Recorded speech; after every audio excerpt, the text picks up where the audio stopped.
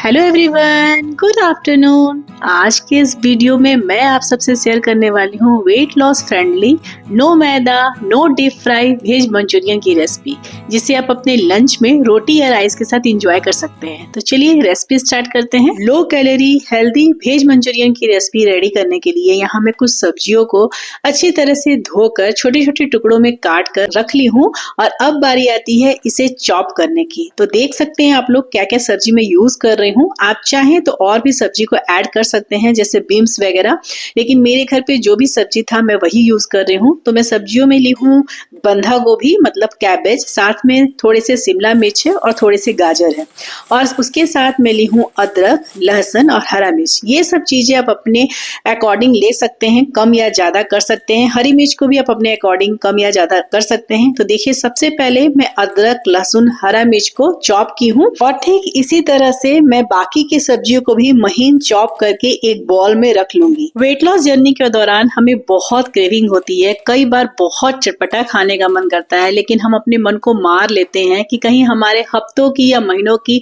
मेहनत बर्बाद ना हो जाए। तो मैं बहुत बार आप सभी से ये बात शेयर की हूँ कि कभी भी अपने मन को मार के, अपने क्रेविंग को मार के कोई भी वेट लॉस जर्नी सक्सेस नहीं होगी, आप टारगेट तक नहीं पहुंचेंगे। तो जब भी आप इस तरह की चीजों का मतलब जो भी चटपटा खाने का आपको क्रेविंग होती है और अगर वो आसानी से बिल्कुल हेल्दी तरीके से आप घर में बना सकते हैं, तो थोड़ी सी मेहनत करनी होगी। बाहर जाने के बजाय आप घर पे ही इन चीजों को थोड़ा सा मतलब अपने हेल्थ को देखते हुए मतलब उसे मॉडरेट करके, हल्का मॉडरेट करके आप उसे हेल्दी में बना सकते हैं और इंजॉय कर सकते हैं। बस इतना ध्यान रखना है कि आप उसे किस टाइम पे ले रहे हैं। वेट लॉस में सबसे मैंडेटरी होता है टाइमिंग। जैसे कि मैं ये जो बना रही हूँ वो मेरी लंच की टाइमिंग है, मैं लंच के लिए बना रही हूँ अपना। तो इसलिए आप अगर इस बात का ध्यान रखेंगे ना कि दो बात है, इसमें दो बातों का आपको ध्यान रखना होगा। जब भी आपको वेट लॉस जर्नी के दौरान किसी चीज की क्रेविंग होती है, कुछ चटपटा खाने का मन करता है, और अगर थोड़े से मॉडरेशन में उसे हम बना के और हेल्दी वे में घर पे खा सकते हैं, तो बिल्कुल आपको घर पे ही बना हुआ खाने को पहले प्रेफर करना चाहिए। और दूसरा बात, उसकी टाइमिंग बिल्कुल सही होना चाहिए। या तो आप उसे ब्रेकफास्ट के दौरान खा लीजिए या फिर लंच के दौरान। डिनर पे इन सब चीजों को अवॉइड करना है, भले ही कितना ही हेल्दी क्यों ना हो, लेकिन इसमें बहुत सारे कार्ब्स है। हालांकि अगर आप चाहें तो प्रोटीन की मात्रा को इसमें ऐड करने के लिए आप सोयाबीन जो न्यूट्रिला होता है उसे भी बॉईल करके और इस तरह से चॉप कर सकते हैं, या फिर पनीर को भी डाल सकते हैं। लेकिन फिलहाल मैं जैसा बना रही हूँ मैं वही रेसिपी शेयर कर रही हूँ। लेकिन हाँ, मैं बता दे रही हूँ कि जिन्हें भी अगर इसमें पनीर ऐड करना है या सोया ऐड करना है, ये आप कर सकते हैं।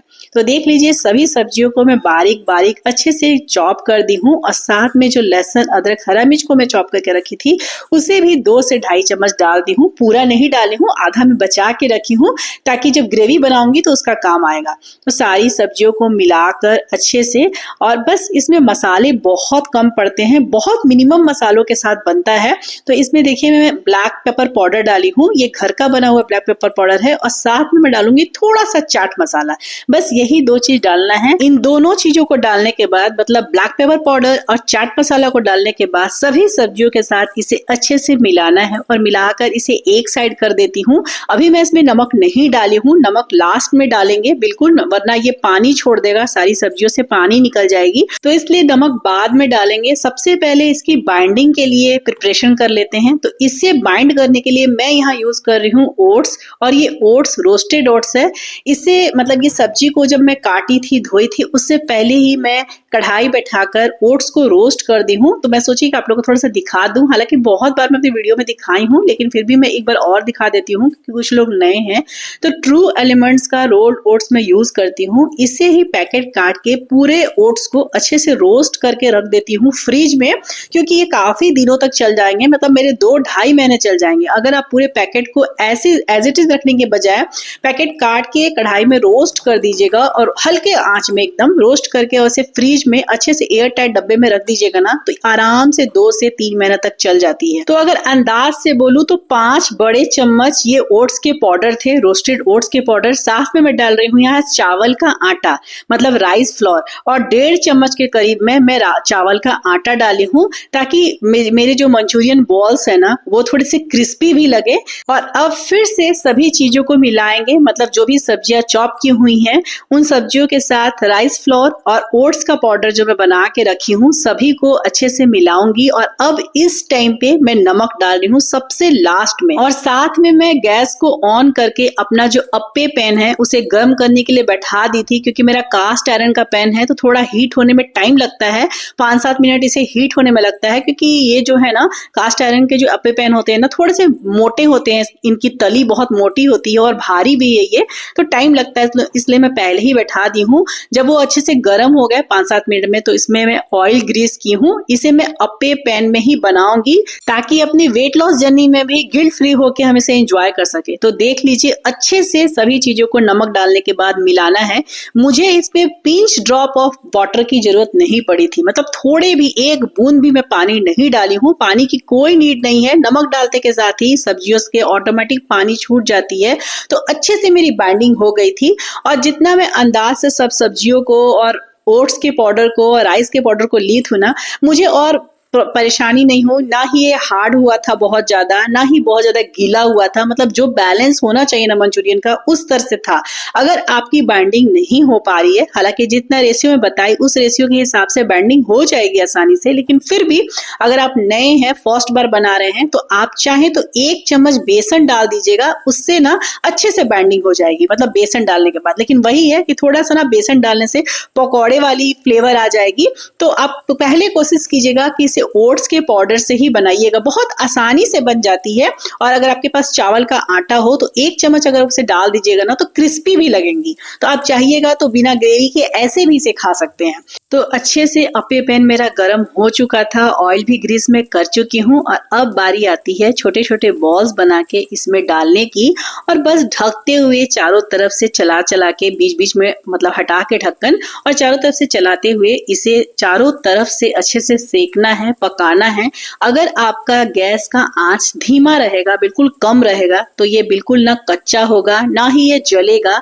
बस इसमें टाइम लगता है, मुझे थोड़ा टाइम और भी ज्यादा लगा, क्योंकि मैं बताई ना कि कास्ट आयरन का अप्पे पैन है तो थोड़ा सा टाइमिंग ज्यादा लगता है इसमें। लेकिन हाँ, अगर आपके पास नॉन स्टिकी का है ना तो बहुत आसानी से मिनटों में ये सिक जाएगा। मैं अपनी बात करूं तो मुझे इसको पकाने में, सेकने में 12 से 15 मिनट लगे थे। और देखिए 1 लॉट डालने के बाद ना मेरे जो बैटर है, जो मतलब मैं सब्जियों का जो तैयार की थी बॉल्स बनाने के लिए, वो अभी 1 लॉट और बनने के हैं। लेकिन हालांकि मैं ग्रेवी में सब नहीं डालूंगी, बनाऊंगी मैं दोनों लॉट बना के रख दूंगी ताकि फिर उसे ग्रेवी में डाल सकूं। लेकिन अभी चूंकि हस्बैंड जी नहीं है, मैं और मेरी बेटी हैं और लंच पे बन रहा है, तो बस मैं ये कोशिश करूंगी कि एक जो लॉट है ना उतना ही की बनाऊं। और फिर जब शाम में या कभी भी मॉर्निंग में मेरी बेटी को दोबारा खाने का मन करेगा, या फिर मैं भी खा सकती हूँ दोबारा, क्योंकि वेट लॉस फ्रेंडली है तो कोई भी प्रॉब्लम नहीं होगी। लेकिन मैं थोड़ा रात में अवॉइड करती हूँ इन सब चीजों को, और आप लोग को भी बोलती हूँ कि रात में इन सब चीजों को अवॉइड किया करिए।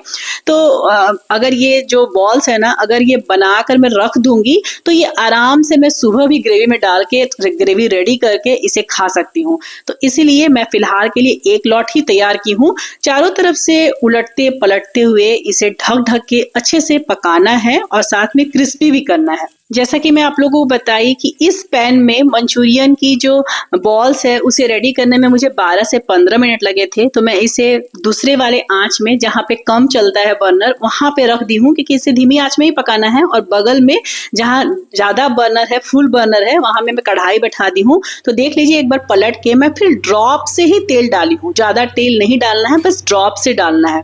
और बगल में जब तक वो पक रहा है अच्छी तरीके से, तब तक मैं कढ़ाई बैठा दी हूँ और साथ में डाली हूँ थोड़ा सा तेल। तेल की क्वांटिटी आप लोग देख ली होंगे। और जो लहसुन, अदरक, हरा मिर्च मैं डाली थी सब्जियों के साथ, उसमें जो बचा हुआ था वो बाकी के पार्ट इस कढ़ाई में डाल देना है और डाल के थोड़ी देर सौते करना है। और उसके बाद मैं डाली हूँ 1 मीडियम साइज का प्याज, जिसे मैं छोटे छोटे टुकड़ों में काट ली हूँ। हालांकि मंचूरियन जो बनती है और जो ऑथेंटिक बनती है, मतलब जो रेस्टोरेंट वगैरह में बनती है, उसमें बड़े बड़े साइज की सब्जियां होती है। लेकिन जैसा कि मैं बताई, इसे मुझे अपनी बेटी को भी खिलाना है, तो बड़ी बड़ी ज्यादा साइज की सब्जियां होगी ना तो वो सब निकाल देगी उसमें से। तो इसलिए मैं छोटा छोटा काट ली हूँ प्याज को। आप चाहें तो बड़े बड़े साइज की भी प्याज रख सकते हैं। और इसके साथ आप चाहें तो कैप्सिकम यूज कर सकते हैं, ग्रीन वाली, रेड वाली, जो भी आप यूज करना चाहें आप कर सकते हैं। मैं नहीं कर रही हूँ, मैं फिर से बता रही हूँ कि इसे मुझे अपनी बेटी को भी खिलाना है। तो अगर ऐसे तो वो कैप्सिकम वगैरह खाती है, लेकिन अभी मंचूरियन बन रहा है तो सारे बॉल्स वो खाएगी ग्रेवी के साथ और बाकी के कैप्सिकम ना वो साइड कर देगी। इसीलिए मैं कैप्सिकम ना बॉल्स में ही यूज की हूँ, अलग से ग्रेवी में मैं यूज नहीं की हूँ। अगर आप चाहें तो कैप्सिकम को भी ग्रेवी के साथ यूज कर सकते हैं। तो यहाँ पे देखिए मेरे प्याज भून रहे हैं, साथ में मैं एक बार और पलट दे रही हूँ। इसी तरह से अलटते पलटते हुए उस मंचूरियन बॉल्स को रेडी करना है। ध्यान रखिएगा कि अपने गैस का जो बर्नर है उसको एकदम सीम पे रखिएगा, मतलब एकदम धीमी आंच पे रखिएगा, क्योंकि फिर वो अंदर से पकेंगे नहीं और ऊपर से लाल हो जाएंगे। इस बात का बहुत ज़्यादा ध्यान रखना है। और साथ पे यहाँ अपने प्याज को भूनते समय भी ध्यान रखना है। मैं 2 मिनट के लिए अपना ध्यान हटाई और मेरा प्याज ना थोड़ा ज़्यादा लाल हो गया, जितना मुझे नहीं नीड था उतना लाल हो गया। एक्चुअली में इसी समय ना फोन आ गया था मेरे बेटे का। लंच करने के बाद वो फोन करता है, दोपहर का टाइम है जैसा कि मैं बताई, तो उसका फोन आ गया था। तो थोड़ा सा उसके बातों में मेरा ध्यान चला गया और प्याज ना थोड़ा ज्यादा लाल हो गया था। तो ध्यान रखिएगा प्याज को भी बहुत ज्यादा लाल नहीं करना है, हल्का सा सौते ही करना है। तो चलिए मंचूरियन की ग्रेवी को थिक करने के लिए सेलरी तैयार कर लेते हैं, जिसके लिए मैं दोबारा 1 से 1.5 चम्मच के करीब रोस्टेड ओट्स ली हूँ और इसे फिर बारीक ग्राइंड करेंगे। और नॉर्मल पानी, यहाँ पे गर्म पानी यूज नहीं करना है, नॉर्मल पानी ही डाल के इसे पतली सेलरी के रूप में तैयार करना है। जैसे मतलब होता है ना, मैं आपको कंसिस्टेंसी दिखा रही हूँ कितना पतला रखना है, इस तरह से पतला घोल तैयार करना है। पानी थोड़ा थोड़ा करके डालिएगा, एक बार नहीं पूरा डालना है वरना गांठ बन जाती है। तो यहाँ पे बस मैं वही सेलरी पतला तैयार कर दी हूँ। और जैसे कि मैं आपको बताई कि इसी टाइम पे मेरे बेटे का कॉल आ गया था और थोड़ा सा मेरा ध्यान हटने की वजह से मेरा प्याज थोड़ा सा ज्यादा लाल हो गया है। और बस उस ओट्स की जो सेलरी में बनाई थी ओट्स पाउडर की, उसे डालने के बाद अब इस टाइम पे यहाँ गुनगुना पानी डालना है। गुनगुना से थोड़ा ज्यादा पानी, मतलब हल्का गर्म पानी डालना है। और पानी आप अपने अकॉर्डिंग डाल सकते हैं। ग्रेवी अगर आपको थिक चाहिए तो आप कम पानी डालिए, अगर आपको ग्रेवी थोड़ी सी पतली चाहिए, जैसे मुझे थोड़ी सी ज्यादा ग्रेवी चाहिए तो इसलिए मैं ना थोड़ा सा पानी ज्यादा डाली हूँ, क्योंकि मेरी बेटी को वैसे ही ज्यादा ग्रेवी वाली पसंद है, तो इसीलिए। तो देखिए उसके बाद मैं 3 चम्मच के करीब मैं यहाँ सोया सॉस डाली हूँ। और मसालों की बात करूँ तो इसमें कोई भी ऐसे मसाले एक्स्ट्रा सब्जी वाले नहीं पड़ते हैं। बस दोबारा से मैं इसमें ब्लैक पेपर पाउडर और चाट मसाला ही डाली हूँ और फिर नमक डालूंगी सिर्फ और सिर्फ ग्रेवी के अकॉर्डिंग, क्योंकि ऑलरेडी मंचूरियन बॉल्स में नमक पड़े हुए हैं। सभी चीजों को डालते हुए हल्के हल्के हाथों से चलाते भी रहिएगा, बहुत समय तक इसे छोड़ के नहीं रखना है, नहीं तो फिर ये जो ओट्स के पाउडर है ना वो उसके तली में, कढ़ाई के तली में जाके बैठ जाएंगे, चिपक जाएंगे। तो इस बात का ध्यान रखिएगा, जो चीज भी आप डालते जाते हैं ना साथ साथ में थोड़ी थोड़ी देर में चलाते रहिएगा। और यहाँ पे फिर मैं डाली हूँ थोड़ा सा ऑरिगेनो और थोड़ा सा चिली फ्लेक्स, क्योंकि हरा मिर्च इसमें पड़ा है तो इसलिए मैं बहुत कम ही डाली हूँ। ये सब चीजें आप अपने टेस्ट के अकॉर्डिंग डाल सकते हैं। और उसके बाद इसमें डालना है टमाटो सॉस। तो टमाटो सॉस मैं जिस चम्मच से चला रही हूँ उस चम्मच से 2 चम्मच भरकर मैं डाली हूँ।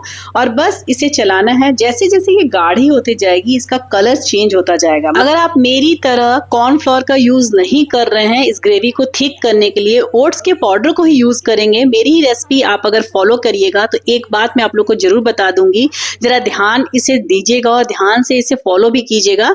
ओट्स वाली जब हम सेलरी डालते हैं ना इसकी जो ग्रेवी को थिक करने के लिए, तो इसे थोड़ी पतली ही रखा जाता है, क्योंकि जैसे जैसे ठंडी होती जाएगी ना इसकी ग्रेवी थोड़ी सी जमती जाएगी। तो इसलिए ध्यान रखिएगा कि थोड़ा सा ग्रेवी पतला ही रहे तो उसकी कंसिस्टेंसी अच्छी रहेगी, अगर आपको ग्रेवी वाली खानी है तो। अदरवाइज अगर आपको ड्राई खाना है तो फिर कोई दिक्कत नहीं है, आप चाहें तो पानी कम भी डाल सकते हैं। इसके बाद अच्छे से फिर से चलाने के बाद जब इसमें बॉयल आए तो मैं 2 से 3 मिनट के लिए इसे ढक दी थी। और अभी इसमें बारी आती है मंचूरियन बॉल्स को डालने की। तो सारे मंचूरियन बॉल्स जो मेरे रेडी हो गए थे मैं एक एक करके इसमें डाल दी हूँ।